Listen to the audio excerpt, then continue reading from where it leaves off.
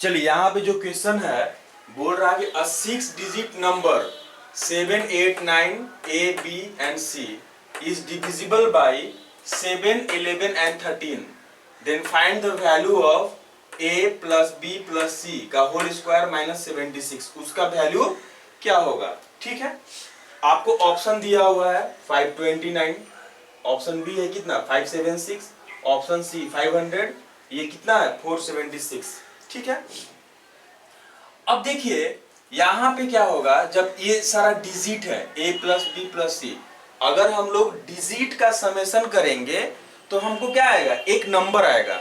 ठीक है, तो यानी कि यहां पे अगर हम बात करें, अगर हम ऑप्शन टेस्ट करते हैं ऐसे, जैसे यहां पे देखिए a प्लस बी प्लस सी का होल स्क्वायर माइनस 76। ठीक है, माइनस 76।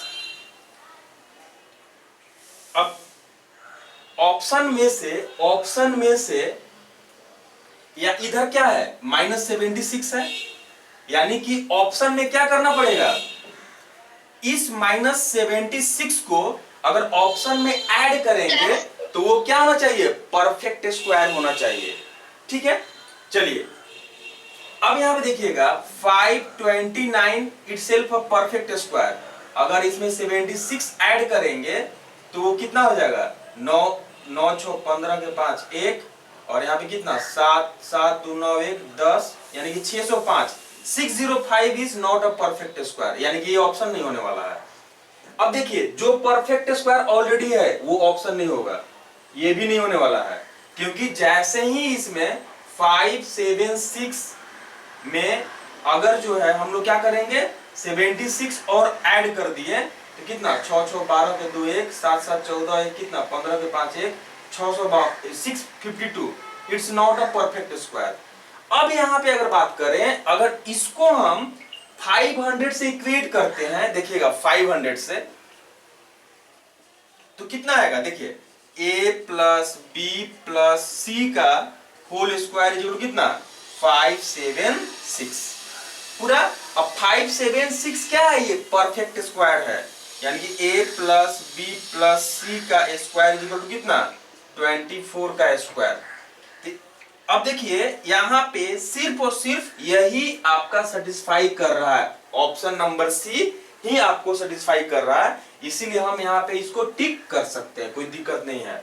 वैसे भी जब भी आपका नंबर सिस्टम में अगर क्वेश्चन टिपिकल हो तो हम लोग ऑप्शन टेस्ट करेंगे, तो मेरा क्या है क्वेश्चन क्या होगा, जल्दी से बन जाएगा। ठीक है, और एसएससी में ऑप्शन टेस्ट करने का एक ही तरीका है, आप स्टार्ट कीजिए या तो बी से या तो सी से, और जब भी टिपिकल सम होगा तो आंसर में जो होगा या तो बी होगा या तो सी होगा।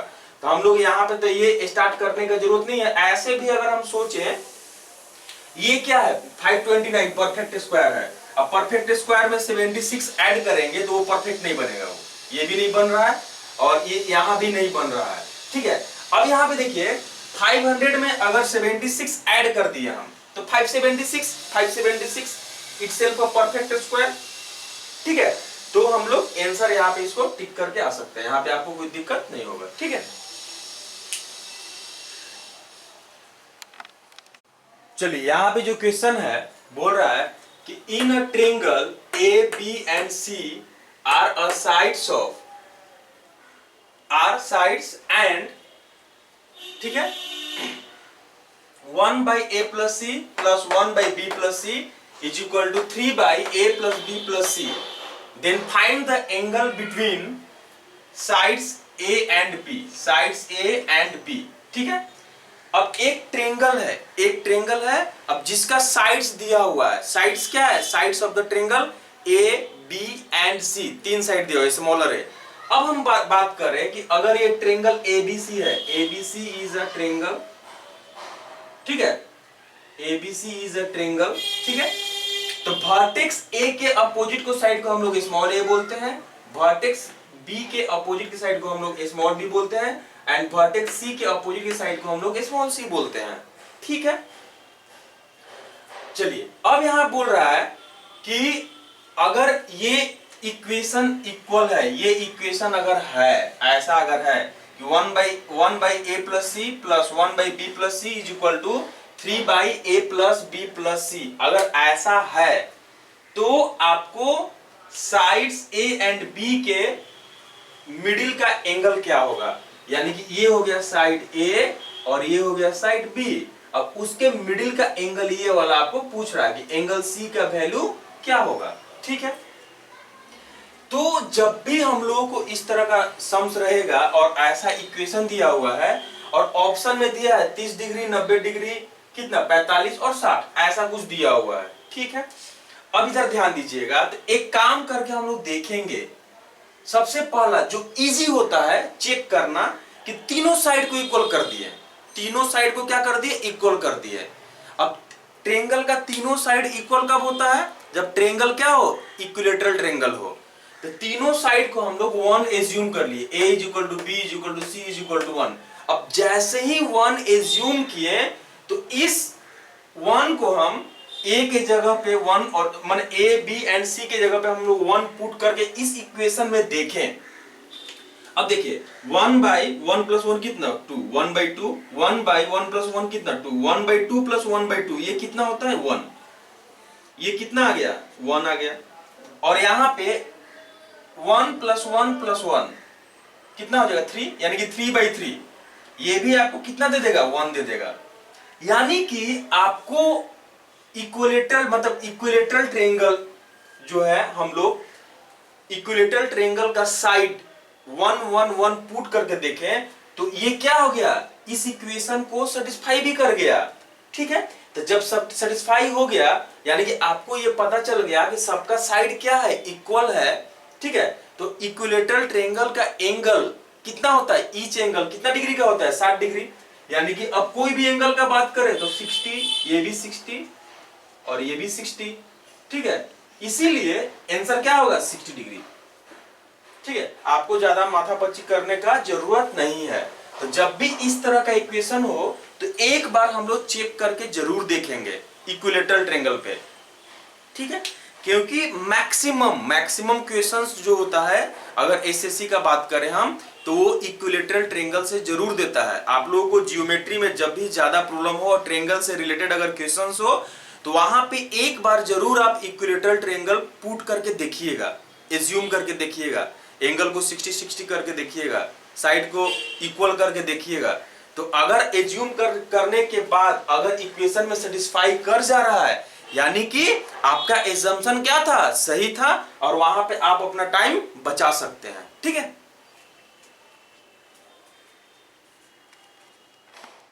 चलिए ये सवाल बहुत ही आसान है। अगर क्वेश्चन कुछ इस तरह से दिया हुआ रहेगा कि tan square a plus 7 tan a plus 12 is equal to 0, क्या दिया हुआ है कि tan square a plus 7 tan a plus 12 is equal to 0, then find the value of a, angle a का वैल्यू क्या होगा। तो यहां पे आपको इस चीज को ध्यान रखना होगा।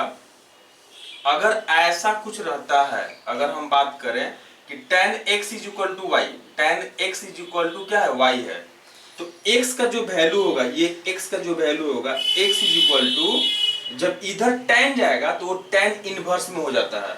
तो tan इनवर्स कितना अभी y हो जाएगा ये। ठीक है, तो अगर ऐसा है इफ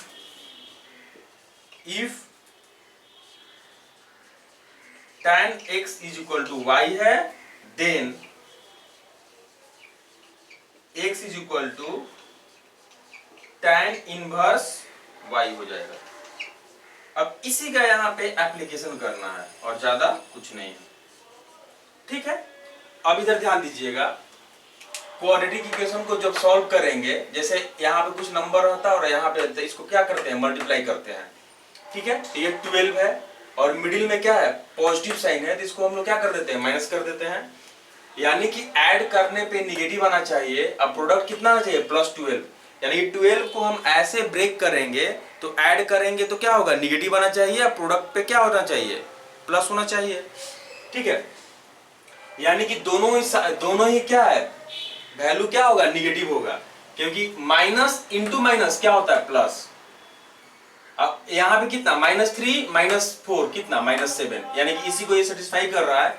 इसीलिए tan a का जो वैल्यू हो गया वो कितना हो गया -3 और -4, इसलिए a का जो वैल्यू जो यहाँ पे हो जाएगा tan इनवर्स कितना हो जाएगा, इधर ये इसी को एप्लीकेशन किया यहाँ पे कि a इज इक्वल टू कितना tan इनवर्स -3 और a इज इक्वल टू कितना tan इनवर्स -4, यानी कि आंसर कितना हो जाएगा 2 नंबर ऑप्शन।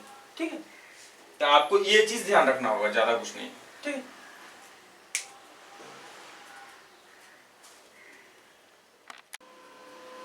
चलिए ये जो क्वेश्चन जो बोल रहा है कि the smallest perfect square that is divisible by factorial 11 is, क्या बोल रहा है कि the smallest perfect square that is divisible by factorial 11 is, क्या क्या हो सकता है। ऑप्शन दिया हुआ है 77 इंटू फैक्टोरियल 11, बी दिया हुआ है 11 इंटू कितना फैक्टोरियल 77, सी दिया हुआ है 76 इंटू फैक्टोरियल 11 और डी दिया हुआ है 11 इंटू फैक्टोरियल 7। अगर हम ऑप्शन का बात करें तो डी तो इसी तरह नहीं होगा। ठीक है, डी तो इसी तरह नहीं होगा क्योंकि ये जो है 11 इंटू फैक्टोरियल 7 से अगर फैक्टोरियल 11 को डिवाइड करेंगे, ठीक है, यानी कि 11 इंटू फैक्टोरियल 7 जो है फैक्टोरियल 11 से अगर डिवाइड करते हैं तो ये तो डिविजिबल होगा ही नहीं, डी को हटा दीजिए, ये शेष ये नहीं होने वाला है। अब हम लोग एक काम करते हैं, फैक्टोरियल अगर हम 11 का बात करें तो फैक्टोरियल 11 का वैल्यू क्या होता है 11 into 10 into 9 into 8 into 7 into factorial 6, क्या होगा इंटू फैक्टोरियल 6। ठीक है, अब फैक्टोरियल 6 का वैल्यू कितना होता है 720। ठीक है, अब हम लोग क्या करते हैं, यहां पे जो है 11 को अलग कर लिए क्योंकि 11 का कोई पेयर नहीं मिलने वाला है, और दूसरा 7 को अलग कर लिए क्योंकि 7 का कोई पेयर नहीं मिलने वाला है, और 11 और 7 का भी उसमें क्या है कोई पेयर नहीं मिलेगा, इसीलिए वो परफेक्ट स्क्वायर नहीं बनने वाला है। अब आपके पास बच गया, ये क्या बच गया 9 बच गया, 9 के बाद क्या बच गया ये 10 बचा था आपके पास 10, फिर क्या बच गया 8 को ब्रेक कर दीजिए 4 इंटू 2 में, 8 को ब्रेक करेंगे क्योंकि 4 लिखे तो ये क्या होगा परफेक्ट स्क्वायर होगा और इंटू 2। ठीक है, बच जो गया 720। ठीक है, 11 7 जा कितना होता है 77 हो गया। अब यहां पे क्या हो गया 9 को ब्रेक करेंगे, ये 9 इज ए परफेक्ट स्क्वायर। ठीक है, अब यहां पे 4 को जब ब्रेक करेंगे तो वो भी क्या है परफेक्ट स्क्वायर, यानी कि 9 और 4 तो परफेक्ट स्क्वायर मेरा है। अब जो बच गया ये कितना हो गया 720 इंटू 2 इंटू 10, यानी कि 72 का डबल, देखिए 1 0 1 0 2 0 तो यहाँ पे आ गया आपका, और यहाँ पे कितना 72 का डबल कितना होता है 144, यानी कि इसको जो हम बॉक्स में रखे हुए हैं this is a perfect square, ये क्या है परफेक्ट स्क्वायर है। ठीक है, ये एक परफेक्ट स्क्वायर है। अब देखिए इसमें अगर जो है 77 जो है परफेक्ट स्क्वायर नहीं है, अगर हम लोग 70 से अब इस पूरे नंबर को अगर 77 से हम मल्टीप्लाई कर देंगे then it's also a perfect square, that's why this is the answer and this is the smallest because 77 into factorial 11, और ये तो कभी होगा ही नहीं, इसको तो हटा ही दीजिए क्योंकि ये 76 है, आपका पेयर में क्या चाहिए था 77 चाहिए था, ये भी नहीं होने वाला है, और ये तो बहुत बड़ा हो जाएगा, वो तो वो भी नहीं होगा, और ये तीन ऑप्शन एलिमिनेट कर दिए, यानी कि ऑप्शन क्या बच रहा है ए ही बच रहा है, this is the answer. Okay, तो इस तरह से आप कर सकते हैं। ठीक है, यानी कि यहाँ पे हम लोग क्या किए फैक्टोरियल 11 को परफेक्ट स्क्वायर के टर्म में ब्रेक कर दिए, और जो बच गया 77 वो सिंगल बच गया, यानी कि फैक्टोरियल 11 को अगर 77 से मल्टीप्लाई कर देंगे it will becomes a perfect square, that's why this is the answer. अब बाकी सबको तो एलिमिनेट कर दिए, वो तो बताए ही हम। ठीक है,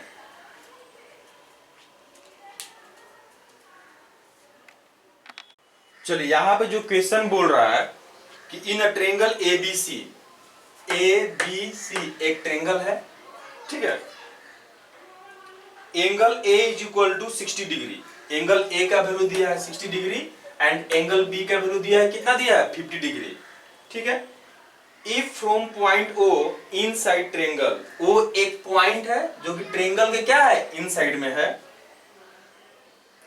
each of the three vertices of the triangles measure is 12 centimetre, यानी कि ओ से तीनों वर्टिसेस यानी कि OA, OB एंड OC सब क्या है 12 सेंटीमीटर करके है, 12 सेंटीमीटर करके है। ठीक है, यानी कि OC 12 सेंटीमीटर, ये भी क्या हो जाएगा 12 सेंटीमीटर और OA भी 12 सेंटीमीटर, यानी कि O से जो है तीनों ट्रायंगल का तीनों वर्टिसेस समान है। That means O is the circumference of the, यानी कि O is the circumcenter of triangle, ऐसे बोल सकते हैं। यानी कि इसको लेके एक सर्कल ड्रॉ कर सकते हैं, इस 12 सेंटीमीटर रेडियस को लेके एक हम सर्कल ड्रॉ कर लिए। सर्कल जब ड्रॉ किए तो सर्कल का एक प्रॉपर्टी होता है कि यहाँ पे जो एंगल है सेंटर का एंगल का क्या होगा, ये जो होता है सेंटर पर का एंगल इसका क्या होता है, डबल होता है। अगर ये 60 है तो ये कितना हो जाएगा 120 हो जाएगा। ठीक है, अब जैसे ही वो 120 हो गया तो यहाँ पे आपका अब आसान हो गया और आपसे पूछा है फाइंड द BC, BC का वैल्यू क्या होगा। अब देखिए यहाँ पे हम cos थीटा का फॉर्मूला अप्लाई करेंगे। अब इसको जो है cos थीटा का जो फॉर्मूला याद करना बहुत आसान होता है। उसका रीजन है कि अगर ये cos 120 का बात करें, cos 120 का बात करें तो 120 का सामने का भुजा क्या होगा, BC होगा, यानी कि 120 डिग्री के सामने का जो साइड होगा वो क्या होगा 120 होगा। तो याद करने का तरीका है ये अगल का साइड, ये बगल का साइड, यानी कि अगल का साइड का स्क्वायर प्लस बगल का साइड का square, that means OB square plus OC square minus सामने का साइड स्क्वायर, माइनस सामने का साइड स्क्वायर डिवाइडेड बाय कितना 2 इंटू अगल इंटू बगल। बस इसको आप ध्यान रखिएगा। और जब ये हो गया तो अब यहाँ पे क्या है, वैल्यू को पुट कर दिए। cos 120 का वैल्यू कितना होता है -1/2 होता है और यहाँ पे जो है ये आपको तो वैल्यू पता ही है, OB का वैल्यू कितना है 12, OC का वैल्यू 12, यानी कि ये वैल्यू कितना हो जाएगा 2 into 12 square minus BC square, और यहाँ पे क्या हो गया 2 इंटू 12 इंटू 12 यानी कि 2 इंटू 12 स्क्वायर, और ये 2 और 2 क्या हो जाएगा कैंसिल कर दिए हम, यानी कि 2 इंटू 12 का स्क्वायर माइनस BC स्क्वायर। तो इधर जब जाएगा तो कितना होगा ये -1 इंटू 12 का स्क्वायर कितना -12, यानी कि BC का स्क्वायर जो होगा आपका वो कितना होगा 3 इंटू 12 का square, that means BC is equal to कितना 12√3 सेंटीमीटर इज द आंसर। ठीक है।